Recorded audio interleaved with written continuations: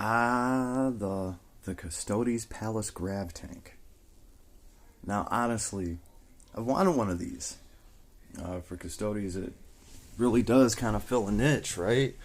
This is a pretty awesome gun on this thing. It's fast, right? And it's not like Custodes have, well, a lot of options like this. This thing has 2 modes of fire. It can potentially, wound another tank, bracket another tank, be a thorn in the side to another tank. At the same time, this thing isn't worth a whole tank. I believe, off the top of my head, the last time I looked this up, and the reason that this thing was appealing to me is because this is 100 points, or somewhere in the ballpark of that. Yo, that's like 2 Custody warriors. That's like 100 points. So, I mean, it's a fast attack slot, and I mean, it's just a really, really solid choice. I think it either gets 2 shots with kind of like an anti-tank profile to their weapon, or I believe they get 6 shots for it's like a beam or a burst on the weapon. Yeah, I think the other one gets 6 shots. The strength is reduced, and it's more like an anti-horde weapon. So that is pretty cool, right? For 100 points for Custodes to get something like this. To me, this is like their version of, like the Eldar have their big-ass tanks with like the prism cannon on it. And then the Eldar have, what are they called? They're like little Vipers. I think they are actually. It used to be called a Viper back in like 3rd edition. And it's just like a small mini version of their tank with just like 1 gun on it. And that's kind of what this thing is for the Custodes, right? Because a real Pallas grav tank is going to cost you more than double the points. A Land Raider, that's almost 300 points, yo, even though a Land Raider, I mean, the Custodes Land Raider, I will give it credit. You put it somewhere, it's not going anywhere. Maybe unless you're fighting Tau and they're hitting for 12 to 24 damage apiece. That's a whole different story. And actually, even with Tau, I think you're better off with 3 of these than 1 Land Raider to take on some sort of, because then that big 20 damage weapon is going to be wasted on one of these tanks that's only 100 points, instead of just up and destroying your 300-point Land Raider instantly and then switching to other targets. So that's kind of why I was like looking at these things. Like, the Pallas grav tank, it's actually kind of interesting. It's a smaller thing. It moves like 16 inches, so it's got, some good versatility. The other thing that really got me thinking about this was after I played a few games, and I was like, it's kind of hard to hide a tank on the tabletop, right? This thing's a lot smaller. I mean, you can hide this behind a building or half a building. So I was like, you know what? It's worth looking into. I only have one unit of Ventari. I think those are the only fast attack that I have, and I can put them all into 1 unit if I want, or whatever. I think I only have 6 of them, regardless.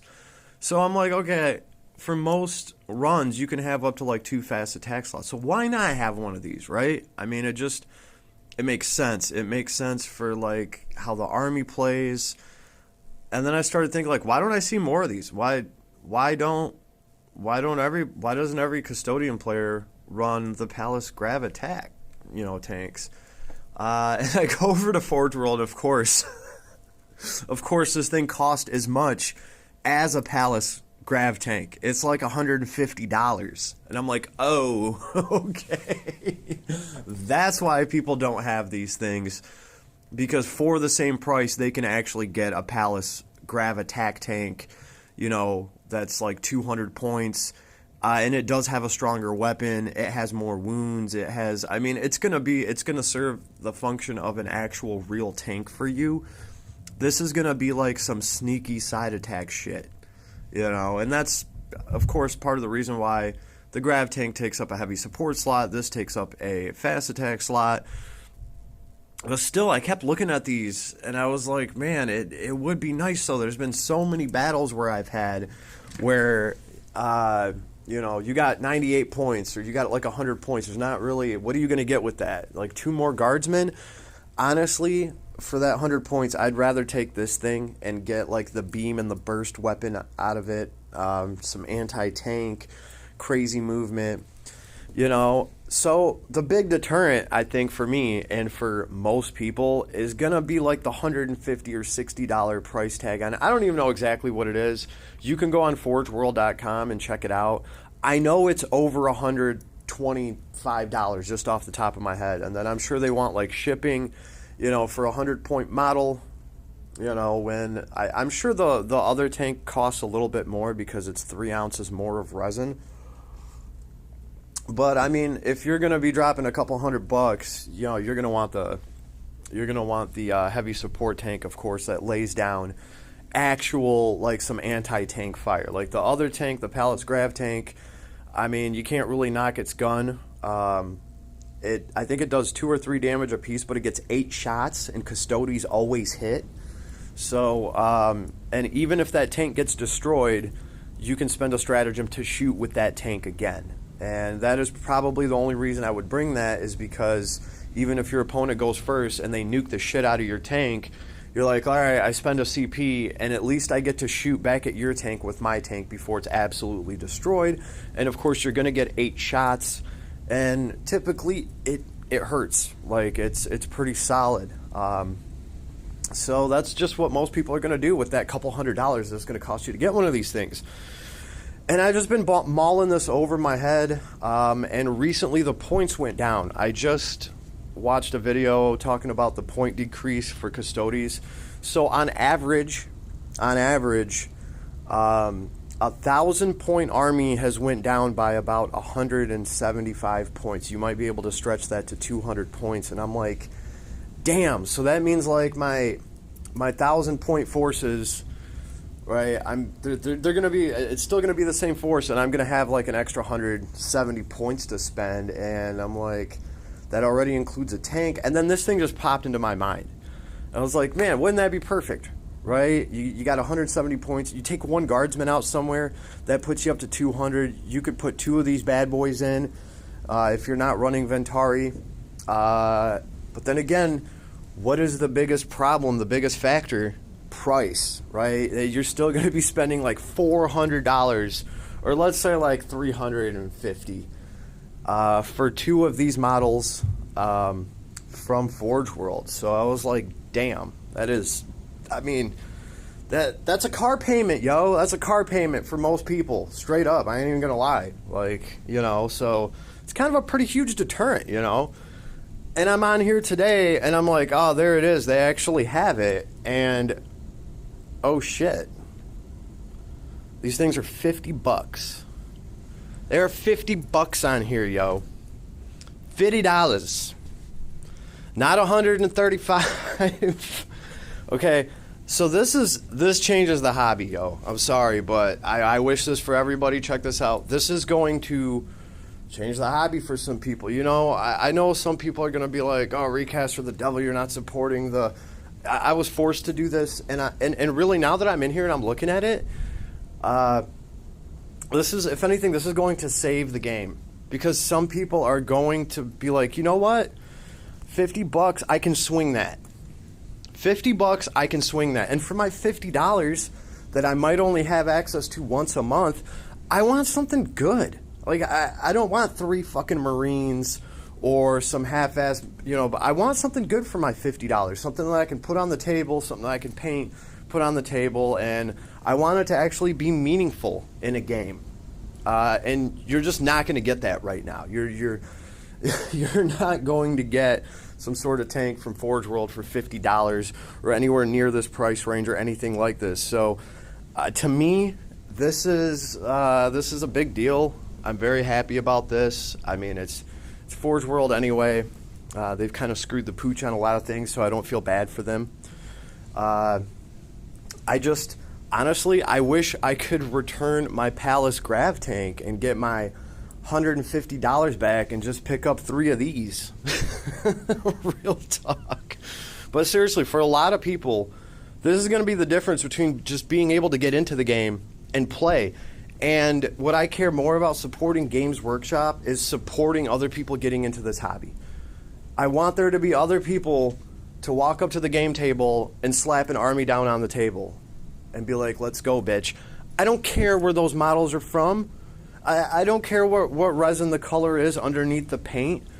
I want more people to play against. I want this to be a more player-friendly game. It's taken long enough, right? It's been a long road to get to where we're at. When I was playing in 3rd edition, this was never an option. And nothing like this was ever an option. There was no way to, maybe for some people it was, but there was no way to network. There was no way to find your way to any of this stuff. Like, you were at the mercy of Games Workshop, and they were knee-deep in raping us. I mean, that's what it was all about. They made hella money, hella quick cash, and now I don't know what they're doing with it. It doesn't really look like they've invested too much of it back into their own products. Because if they did, this wouldn't exist. Somebody else wouldn't be able to do this. And not only do this, but do this for $50 out the door. So, yeah, these are big problems from Games Workshop, but this is great news for 40K. I'm sorry. This is great news for 40K, and, this is coming from a guy that has Forge World models and has Citadel miniature models. I have all of them. Guys, I have like the whole range. I have like the old school Rogue Trader models. I got models that are out of production that you're not going to be able to find. I got squats. I got chaos squats. I got one of the rarest squats ever made, and I'll make sure to showcase him as soon as he actually gets here. And honestly, I don't feel bad about this. And anybody wants to leave me a comment, talk to me about this, and tell me why this would be bad, leave me a comment. Be brave. I won't bite. I am seriously open to hearing other people's view on this. Maybe there's something I'm missing. Maybe every dollar that I give to a recaster somehow feeds the evil Kraken at the center of the earth. I don't know. What? Leave me a comment. Let me know. But honestly, hallelujah. Like, this is a blessing. This right here, this is something I never thought I'd see. This is a blessing. How does this thing come? Let's see. Should be a picture here. Yeah, that looks like that right there looks like your standard Forge World kit that you would get. Actually, this thing looks like it assembles pretty simply. Cool. Except Forge World would send it to you with one of the parts broken. In fact, let's look at that base. Yeah, that base, just making sure. Okay. The only difference, because I'm looking at a Forge World tank in my hand right now, and I'm comparing the parts. The only difference here is, if you look in this image where we're looking at all the parts, that little peg in the top right corner, you see that little peg, it's going to be a plastic color. The Forge World ones are a clear plastic color. So there's that one peg there. That's about the only way anybody's going to be able to tell. And I'm sure there's easy ways around that. I'm sure you could find that peg made out of clear plastic. Also, you could just glue this thing down to an actual base so nobody can see that damn peg under there. These things are supposed to be glued to a base. You can actually get those oval bases from Games Workshop. They're like $5-6. But most people that run these tanks, they don't run the base because there's rules for that. You actually don't have to measure from the base of these tanks when you're trying to target something. You can measure from the hull of it. And from my understanding, that is why people don't put the base on this tank. They run it without the base. It has that little disc thing down there, and it kind of balances on it. It takes up a little bit less room on the board, and you can fit it between buildings better and stuff like that, and you just get more maneuverability around it. If you're measuring from the frame, it doesn't matter anyway. So like I said, every game I've seen Custodes play, nobody's actually rocking the base for their tank. Yeah, and actually I'm sure these bases would be even cheaper, because this isn't going to take a standard size Custodes grav tank base. I'm sure they're a little bit smaller, and I know that you can get all of those from Games Workshop for pretty cheap. So, amazing looking model here. I think we're looking at my next purchase for sure for my Custodian Force, and I will make sure to actually record me getting into this box whenever I decide to get it. And we're going to be looking at the products from this site. We're going to be quality controlling the shit out of everything. We're going to be inspecting everything. We're going to do the damn thing. We're going to actually see if any of this is worth its $50 price tag. Now, I think it will be. All right. We'll have to see. I have a tank coming and I have a dreadnought coming. Right? Obviously, since that's already in the works, let's check that out and make sure everything's gravy there. And if it is, you guys will know about it because your boy will be getting a Pallas grav-attack tank. So, yeah, stay tuned. That stuff is on its way, and I can't wait to crack into it. And I will talk to you then. All right? If you enjoy what I'm doing, make sure to, I don't know, like, subscribe. You know, all that shit you're used to hearing about. Later, everybody.